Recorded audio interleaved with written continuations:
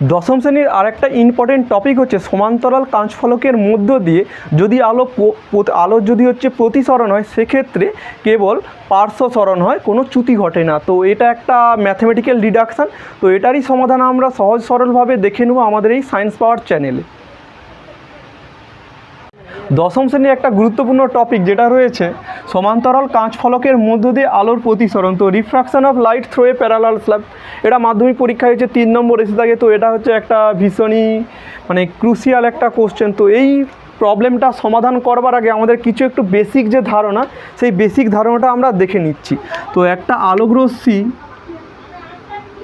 যদি লঘু মাধ্যম থেকে ঘন মাধ্যমে যায়, সেক্ষেত্রে স্নেলের যে সূত্র এসে থাকে, সেই স্নেলের সূত্রটা আমরা লিখব এবং সেখানে বায়ু মাধ্যমে প্রতিসারাঙ্ক কত হয় এবং জল মাধ্যমে প্রতিসারাঙ্ক কত হয় এবং তাদের মধ্যে সম্পর্ক, এটা আমরা একটু আগে শিখে নেব। কেন এটা না জানলে পরে আমাদের যে কোর যে টপিকটা রয়েছে সেটা আমরা সমাধান করতে পারবো না। এটা হচ্ছে অভিলম্ব, এটা হচ্ছে বিভেদ দল। আলো রশ্মিটা কী হচ্ছে, এটা হচ্ছে লঘু মাধ্যম, এটা হচ্ছে বায়ু, যেটাকে আমরা বলবো লঘু মাধ্যম। কেন লঘু মাধ্যম বলবো, কেন বায়ুর মধ্যে যে অণুগুলো আছে সেগুলো দূরে দূরে রয়েছে, তাই আমরা লঘু মাধ্যম বলবো। আর জলটাকে আমরা ঘন মাধ্যম বলবো। কেন ঘন মাধ্যম বলবো না, জলের মধ্যে অণুগুলো খুব কাছাকাছি রয়েছে তাই। তো আলোক রশ্মিটা যদি যায় বায়ু থেকে জল মাধ্যমে, তাহলে এই বরাবর যাওয়ার কথা ছিল, কিন্তু সেটা না গিয়ে অবিলম্বের দিকে সামান্য কোণে সরে এসে প্রবাহিত হয়। এটা তো আমরা শিখেছি। আর এই যে আপাতন কোণ, এই আপাতন কোণটাকে আমি আই দিয়ে ডিনোট করব। এই যে প্রতিসরণ হচ্ছে, এই প্রতিসরণ প্রতিসৃত যে কোণ, এটাকে আমরা আর দিয়ে ডিনোট করব। এবং বায়ু মাধ্যমের প্রতিসারাঙ্ক, সেটাকে আমরা মিউ এ দিয়ে ডিনোট করব। এবং জলের যে প্রতিসারাঙ্ক, যেটা আমরা মিউ ডাব্লু দিয়ে ডিনোট করব। আর আমরা নর্মালি মিউ এ বায়ুর প্রতিসারাঙ্ক 1 ধরি, এটা আমরা জেনে থাকি, জিজ্ঞাসাও করে 1 নম্বরের কোশ্চেন। তো আমরা যদি এই বিন্দুতে স্নেলের সূত্র প্রয়োগ করি, তাহলে স্নেলের সূত্র কি বলছে, আপাতন কোণের সাইন। তো আপাতন কোণটা আই, তার হচ্ছে সাইন, এবং প্রতিসরণ কোণের সাইন। তো প্রতিসরণ কোণটা আর, তার সাইন, এর অনুপাত ধ্রুবক। সেই ধ্রুবকটাকে কি বলা হয়, প্রতিসারাঙ্ক বলা হয়। যেহেতু বায়ু থেকে জলের মধ্যে লাইটটা এসেছে, তাই বায়ু সাপেক্ষে জলের প্রতিসারাঙ্ক লিখতে লাগে। তো বায়ু সাপেক্ষে জলের প্রতিসারাঙ্ক এ মিউ ডাব্লু। এই এ মিউ ডাব্লু বায়ু আলোটা কোথা থেকে আসছে, বায়ু থেকে জলের মধ্যে আসে, তাই এ আগে, তারপর mu W. A mu W এটাকে লেখা যায় mu W by mu A, আর ডাব্লু মিউ এ, এটাকে কি লিখব, mu A by mu W, যেটা আগে আছে সেটা নিচে আসে। আচ্ছা, এটাকে এভাবেও তো লেখা যায় A mu W equal to 1 by W mu A. A আগে ছিল, ডাব্লু পরে ছিল, বাট সমান দিয়ে যদি 1 ভাজিতক আকারে করি, তাহলে ডাব্লুটা প্রথমে আসে আর এটা সামনে এসে যায়। তো এটা কি করে হয় বলে দিচ্ছি, 1 বাই, এটাকে লেখা যায় mu A by mu W. আর এই মিউ ডাব্লুটা উপরে উঠলে কত হয়, mu W by mu A. আর এখানে এটাকে লেখা যায় মিউ এ মিউ ডাব্লু কি, mu W by mu A. তো এই দুটা সমান, তাহলে এ মিউ ডাব্লু, এটার অনন্যক আমরা কী লিখব, ডাব্লু মিউ এ। তো এই কনসেপ্টটা আমাদেরকে শিখে রাখতে হয়। তো এই প্রবলেমটা সমাধান করার জন্য একটা আমাদের কাঁচের স্ল্যাব আঁকতে হয়। তো কাঁচের স্ল্যাবের একটা ছবি,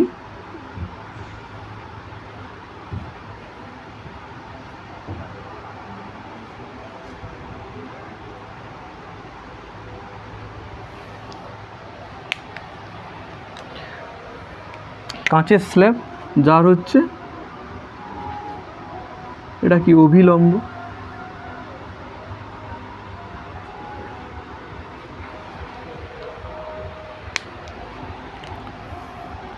আলোক রশ্মিটা কীভাবে আসতেছে, বায়ু মাধ্যম থেকে কাঁচ মাধ্যমে আসতেছে, কি হয়, অভিলম্বের দিকে সরে আসে।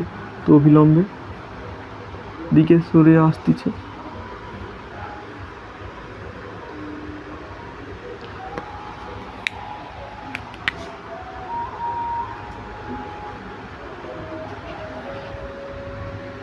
আবার কি ঘন মাধ্যম থেকে বায়ু মাধ্যমে আসতেছে, অবিলম্ব থেকে দূরে সরে যাবে।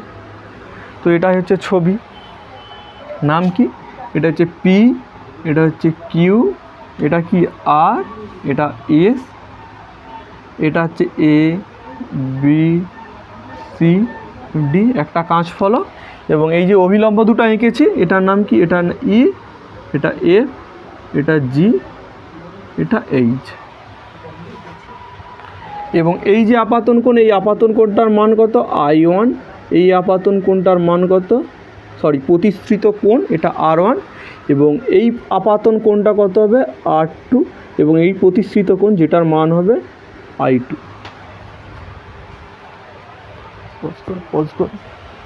তো এই যে জিনিসগুলো এঁকেছি এগুলো হচ্ছে রাফ আঁক, তো বোঝবার জন্য এই কনসেপ্টগুলো কাজে লাগে।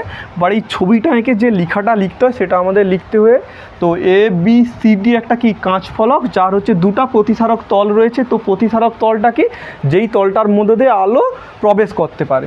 তো এ বি তলের উপর কিউ বিন্দুতে পি কিউ যে রশ্মিটা সেটা এ বি তলের কিউ বিন্দুতে আপাতিত হয়েছে, এবং কিউ আর আরটা এটা হচ্ছে প্রতিসৃত রশ্মি, যেহেতু সোজা বরাবর যার কথা ছিল, এই বরাবর যার কথা ছিল, যেহেতু লঘু মাধ্যম থেকে ঘন মাধ্যমে যাচ্ছে তাই অবিলম্বের দিকে সরে আসতেছে।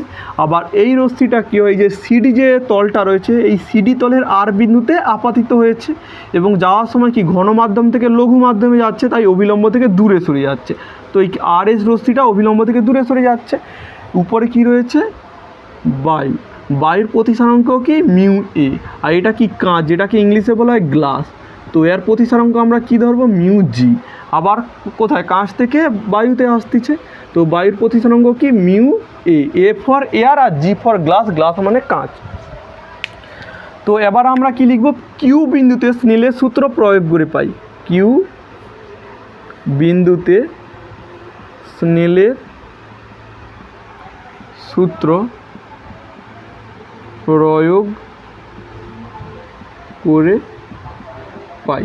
তো আপাতন কোণের সাইন, তো আপাতন কোণের সাইন কত না, আপাতন কোণটা I1 রয়েছে, তাহলে হবে সাইন I1, এবং প্রতিসৃত কোণের সাইন, প্রতিসৃত কোণ কি R1 তার সাইন, এর অনুপাতটা কী হয় প্রতিসারাঙ্ক। তো বায়ু থেকে যেহেতু কাঁচে আসে তাই আমরা লিখব এ মিউ জি। আবার এই আর বিন্দুতে যদি স্নেলের সূত্র প্রয়োগ করি তখন কি হবে না, আর বিন্দুতে স্নেলের সূত্র প্রয়োগ করে পাই। তাহলে আপাতন কোণটা কি, এখন আপাতন কোণটা হচ্ছে R2, তাহলে আপাতন কোণ R2 তার সাইন, এবং প্রতিসৃত কোণ কি I2 ইকুয়াল টু কী হবে না, কাঁচ থেকে বায়ুতে আসে তাহলে কাঁচের সাপেক্ষে বায়ুর প্রতিসারাঙ্ক কত হবে, যেহেতু কাঁচ আগে তাই কাঁচ জি লিখলাম, তারপর মিউ শেষে কোথায় আসছে, বায়ুতে আসে, তো এ লিখলাম। তো দুটা বিন্দুতে আমরা স্নেলের সূত্র প্রয়োগ করে দিচ্ছি। এবার যে এই কনসেপ্টটা একটু আগে শিখালাম সেই কনসেপ্টটা লিখব। আমরা লিখা যায় A mu G 1 G mu এ। এটা অনেকের হয়তো বোঝবার অসুবিধা থাকে তাই ইজি করে আরেকবার বলতেছি, এ মিউ জি এটা 1 জি মিউ এ হয়। কি করে হয়, এ মিউ জি এটাকে লিখা যায় mu G by mu A. আবার জি মিউ একে লিখা যায় G mu A by mu G. তাই এ মিউ জি এটা 1 জি মিউ এ, এটা কি করে হয়, তাহলে এ মিউ জিকে লিখা যায় mu G by mu A equal to 1 G mu এটা কী হবে mu A by mu G. এটা উল্টে গেলে কত হবে mu G by mu A. তাহলে আমি এটা ঠিক লিখছি মিউ জি মিউ এ, তো এটা অনন্যক হয় আর কি।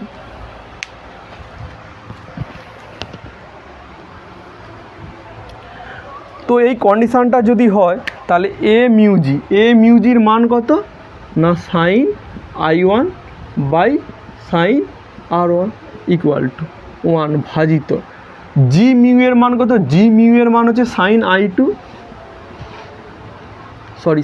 R2 হবে বাই সাইন I2।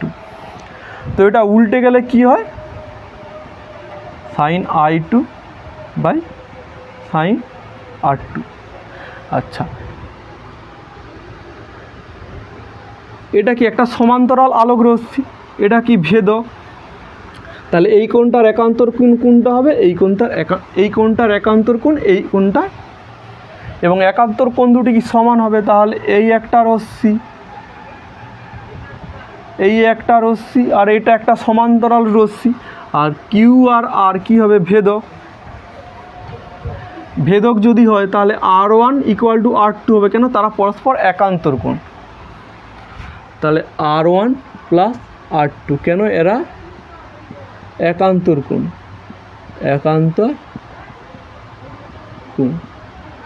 যদি একান্তর কোণ হয়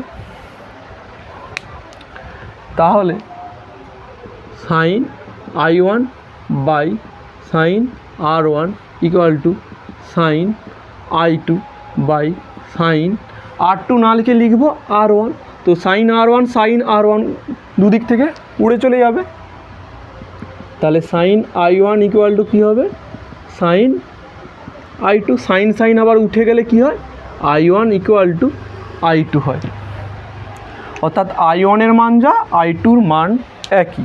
অতএব কনক্লুশন আকারে কি লিখব না, কোনো সমান্তরাল কাঁচ ফলকের ক্ষেত্রে যদি আলো প্রতিসরণ হয় তাহলে সেক্ষেত্রে কোনো বিচ্যুতি ঘটেনি, কেবলমাত্র পার্শ্বসরণ ঘটে, মানে এই বরাবর যার কথা ছিল এই বরাবর গিয়েছে, জাস্ট পার্শ্বসরণ ঘটে, চ্যুতিকোণের মান হবে 0।